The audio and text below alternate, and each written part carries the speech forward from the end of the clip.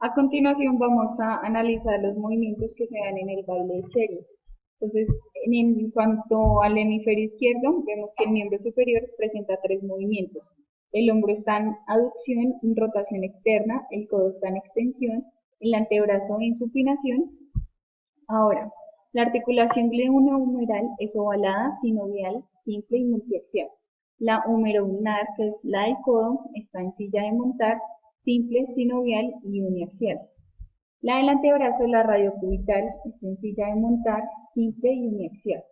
Observaciones: la muñeca y la mano se encuentran en neutro. En cuanto a la osteocinemática, entonces en el primer movimiento, que es la aducción de hombro, vemos que está en un plano coronal, eje sagital, dirección hacia anterior. En la rotación externa de hombro, el plano es transverso, en eje longitudinal, dirección, el húmero va hacia lateral y hacia posterior. En la extensión de codo, el plano es sagital, eje coronal, dirección posterior. El antebrazo, que se encuentra en supinación, el plano es coronal, eje sagital, dirección lateral e inferior. En cuanto a la artrocinemática, en el primer movimiento, en la aducción de hombro, el tipo de movimiento es deslizamiento y rodamiento. En la rotación externa de hombro hay deslizamiento y rodamiento. En la extensión del codo hay solo deslizamiento, al igual que en la supinación del antebrazo. En cuanto a los estabilizadores, en el primer movimiento, que es la aducción de hombro, encontramos los dinámicos como pectoral mayor, dorsal ancho, tríceps braquial, redondo mayor y subescapular. En la rotación externa de hombro, vemos que en la articulación escapulohumeral se encuentra el infraespinoso y en la articulación escapulotorácica el trapecio. En la extensión de codo vemos músculos agonistas como el tríceps braquial. En cuanto a la supinación del antebrazo, encontramos músculos como el supinador corto y el bíceps braquial.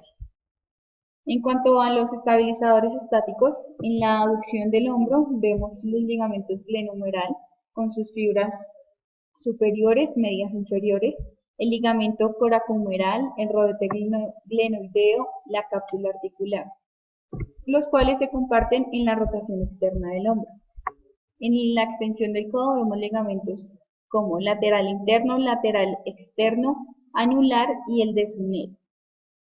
En la supinación del antebrazo, entonces tenemos que hay dos ligamentos en la radiocubital distal, entonces que son ligamento radiocubital palmar o anterior, que limita la supinación, y el ligamento radiocubital dorsal o posterior, que limita la pronación. Ahora bien, vamos a analizar el miembro inferior. Entonces se presentan dos movimientos. El primero es la extensión de la cadera y el segundo es la extensión de la rodilla. Entonces, en la articulación coxofemoral vemos que es ovalada, sinovial, simple y multiaxial. La rodilla presenta dos articulaciones. La primera es la femorotibial, que es bicondilia, compleja porque tiene meniscos, sinovial, simple y uniaxial. La segunda articulación, que es la patelofemoral, está en silla de montar, es sinovial, es compleja y es uniaxial. Observaciones: el cuello del pie y el pie se encuentran en una posición neutra.